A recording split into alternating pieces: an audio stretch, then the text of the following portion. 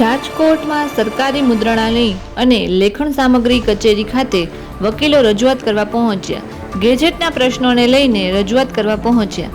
છૂટાછેડાના કેસમાં ડિગ્રી, ઈ ગેજેટ પ્રસિદ્ધિમાં થતા વિલંબ, બિનજરૂરી કવેરી, કર્મચારીના ગેરવર્તન પ્રશ્ન વકીલોને રજૂઆત કરી.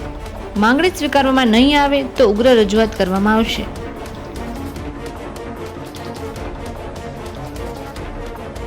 તોગડિયા છે, હું સેક્રેટરી છું રાજકોટ રેવન્યુ બાર એસોસિએશનમાં. અમારા એડવોકેટ મિત્રો છે એ ગેજેટના કામ કરતા હોય છે, જ્યાં પબ્લિકને ઘણી વખત ગેજેટના બાર ગામના હોય તો એ બધા ગેજેટ છે અહીંના એડવોકેટ રાજકોટના લોકોને, રાજકોટના એડવોકેટને આપતા હોય છે અને રાજકોટના એડવોકેટ ગેજેટ ઓફિસે આવતા હોય છે. તો અત્યારે અમારા જે વકીલો દ્વારા અલગ અલગ પ્રકારના જે પ્રશ્નો ઉપસ્થિત થયા છે એના અનુસંધાને આજે આવ્યા છીએ.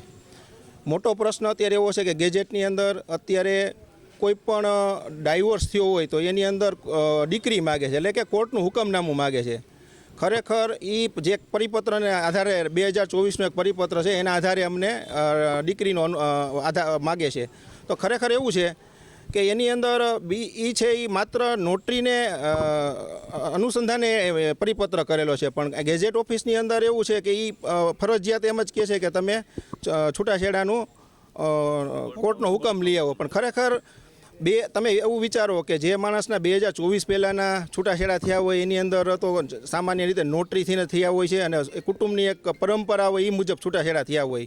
તો એવો આધાર માગીને ગેજેટની અંદર પ્રસિદ્ધિ ન કરવી વ્યાજબી લાગતું નથી. બીજા નંબરની અંદર ગેજેટની અંદર પ્રસિદ્ધિમાં એ લોકો એમ કહે છે કે આવા છૂટાછેડાના કેસમાં અમારી જવાબદારી નથી. જો તમારી જવાબદારી જ ન હોય તો તમારે પ્રસિદ્ધિ કરવામાં શું વાંધો છે?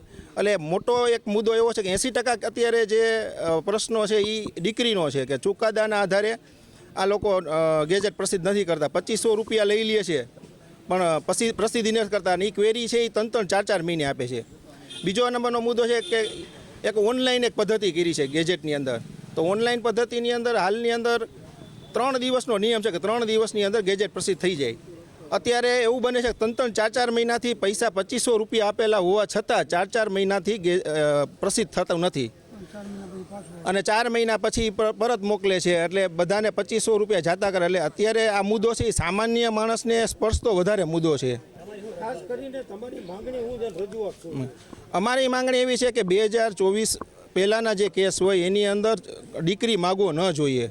બીજા નંબરની અંદર જે કંઈ ક્વેરી આપવી હોય એક સિંગલ વિન્ડોની અંદર જ ક્વેરી આપી દેવી જોઈએ. જ્યારે અરજી આપવા આવે ત્યારે ચેક કરીને અરજીને એની અંદર જે કાંઈ હોય પ્રશ્ન એ ત્યારે જ ક્વેરી એની અંદર કહી દેવા જોઈએ. એવું અત્યારે એવું 3-4 મહિના પછી ક્વેરી આપે તો થાય એવું કે જેને અર્જન્ટ કહીને જરૂરિયાત હોય, પાસપોર્ટમાં જરૂરિયાત હોય, છોકરાઓના અત્યારે એવું છે કે સ્કૂલની અંદર એડમિશનની અંદર પ્રશ્ન હોય, વિદેશની અંદર જવામાં એમાંય પ્રશ્નો હોય, તો એ 3-4 મહિના પછી ક્વેરી આપે ને પછી ગેજેટની અંદર સુધારા માટે પરત અહીંયા આવે તો એક જ ગેજેટમાં સુધારા માટે માણસને 1 વર્ષ વ્યા જાય. એટલે સામાન્ય માણસને સ્પર્ધો વધારે મુદ્દો છે. એટલે રેવન્યુ બાર એસોસિએશન આજે અમે રજૂઆત કરવા માટે આવ્યા છીએ. બીજા નંબરમાં એક હજી તમને કહી દઉં, અહીંયા એટમોસ્ફિયર છે એ કોઈ ફ્રેન્ડલી એટમોસ્ફિયર નથી સરકારી. તો કોઈને મળવાનું કહેશો તો મળવાની ના પાડે છે. અહીંયા મેનેજર સાહેબે મળતા નથી, એમ કહે છે કે ભાઈ અમે અત્યારે કોઈને કાંઈ પ્રશ્ન હોય અને મળવું હોય તો મળવાનું છે નહીં. બીજા નંબરમાં બારી પાસે જે અમુક સ્ટાફ છે તેનું વર્તન પણ એક ઉદ્ધતાભર્યું વર્તન છે.